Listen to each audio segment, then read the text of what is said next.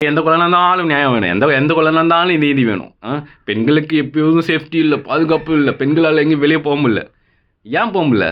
எந்த விஷயத்துல அவங்க சிக்கிக் கொண்டிருக்காங்க? அத நெனச்சு பார்த்துருக்கீங்களா?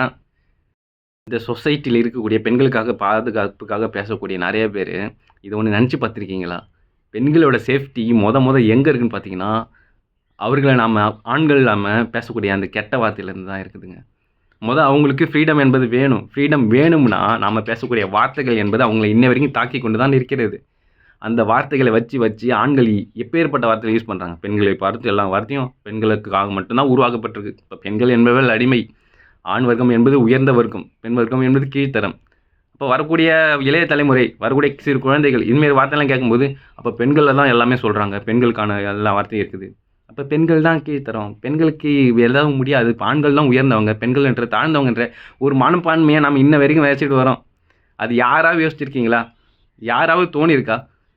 அது ஏன் தோண மாட்டேது? எனக்கு இது இப்ப தான் தோணுது. ரொம்ப நாளாவே எனக்கு தோணிட்டு இருக்குது. கெட்ட வார்த்தை என்பது பெண்களுக்கு எதிராக மட்டும் தான் இருக்கு. நாம போய் ஊனா பெண்களுக்கு மட்டும் தான் சேஃப்டி. பெண்கள் நீ இப்படி இருக்கணும்.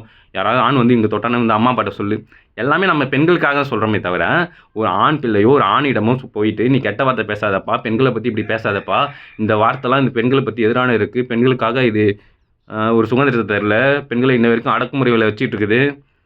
பெண்கள ஒரு சமூக நீதி பேசக்கூடிய யாரா இருந்தாலும் சரி, பெண்களுக்கு எதிரான இந்த வார்த்தைகள நிறுத்தினா கண்டிப்பா இந்த சொசைட்டில ஒரு மாற்றம் வருங்க."